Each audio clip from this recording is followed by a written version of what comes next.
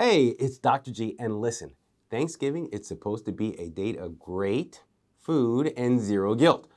But it's also one of the most scary times for those of us who have trigger foods. And if you are anything like me, you have several. And thankfully, we know the date so we can prepare and get our minds right. But this year is different for so many people because if you're on Ozempic or Wegovy, Mounjaro, or Zepbound, not every traditional food is your friend. And I'm here to tell you what to watch out for. Now, most people expect the usual warnings about pies and alcohol. Now, obviously, these are absolutely on my list, but those are actually the obvious villains. The real issues, the foods that cause the nausea, the cramps, and sudden fullness, and the reflux, and the blood sugar crashes, are often the foods you grew up eating and still see as totally normal. And that's all right. But your digestion on a GLP-1 medication works totally different. You get slower stomach, digestion equals higher sensitivity and gives you bigger reactions. So today, we're breaking down 10 classic Thanksgiving foods you should limit or avoid if you want to feel good, stay safe, have a great Thanksgiving, and protect your progress. So let's get right into it. Number 1, fried turkey, fan favorite. Fried turkey is absolutely delicious, and my mom's fried turkey is downright addictive. But it's a double threat, extremely high fat and crispy fried coating. On GLP-1s, high fat digests extremely slowly, and that can create the dreaded rock in your stomach feeling, nausea, or your stomach pressure that lasts for hours. If you want turkey, choose the oven roasted, not fried kind. I know it's not as fun and not as tasty, but that's better for you. Number 2, fried appetizers, mozzarella sticks, egg rolls, fried mushrooms, Thanksgiving fritters, all the fun stuff. But fried apps are fat plus oil plus breading equal immediate overload. Most GLP-1 patients report nausea starting with the starters, long before dinner even begins. So go ahead and skip the fried appetizers entirely. Your stomach will thank you later. At the third spot, we've got gravy. Gravy seems harmless, but if you didn't know it, it's usually made something like this: fat drippings, flour, butter, and salt. Right, let that simmer. On a medication that slows digestion like GLP-1s, that becomes a thick paste sitting in your stomach. If you want the flavor, I'm not mad at you.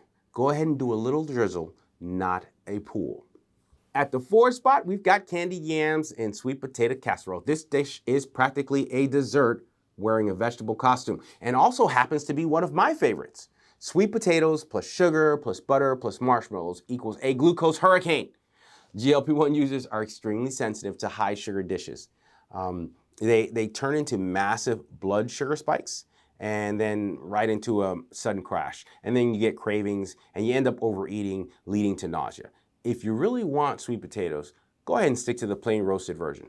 I love those and I recommend those all the time. At number 5, we've got the canned cranberry sauce. This one still surprises most people whenever I bring it up, and I don't know why. How many times have you seen canned cranberries growing on a tree? Canned cranberry sauce is a processed food that's mostly sugar. It's got water in there with a little bit of cranberry for color. It digests extremely fast, it spikes your blood sugar, and often triggers nausea and reflux in GLP-1 patients. If you want cranberry flavor, make a fresh, low-sugar version, or skip it altogether if that sounds like too much work. Number 6, the pies and sugary desserts. That's the table at the end. Here's the deal. You absolutely can enjoy dessert on Thanksgiving, but multiple servings of sugar-heavy, buttery pies digest unpredictably on GLP-1s. The fat plus the sugar plus the crust combo can also worsen nausea, cause bloating, hit your bloodstream way too fast, and usually lead to a late night cravings fest. If you want a dessert, have a small slice and eat it slowly, mindfully, after having a Dr. G approved portion of protein, of course. At number 7, we've got stuffing. And stuffing feels like comfort food, because it is. But it's actually a refined carbohydrate bomb, usually made of white bread with butter and a broth. But if you know my family, we've got ground sausage in there. That leads to fat digestion slowly and increasing your blood sugar and then spiking your blood sugar, then crashing your blood sugar, then causing cravings. GLP-1s tend to feel heavy and bloated or sluggish after stuffing. And if you want a bite, Take 2 forkfuls, not a scoop from a soup ladle. Yeah. And number 8, we've got macaroni and cheese and white rolls and packaged snacks. I'm grouping these together because they all pretty much cause the same problem. And that's refined carbs, no good. Fast breakdown, no good. Zero fiber, no good. Big blood sugar swings, no good. And a massive stomach overload. Mac and cheese adds high fat and dairy, making it even tougher on slowing a slow digestion. White rolls and packaged snacks digest so fast that they overwhelm your system before you even feel full.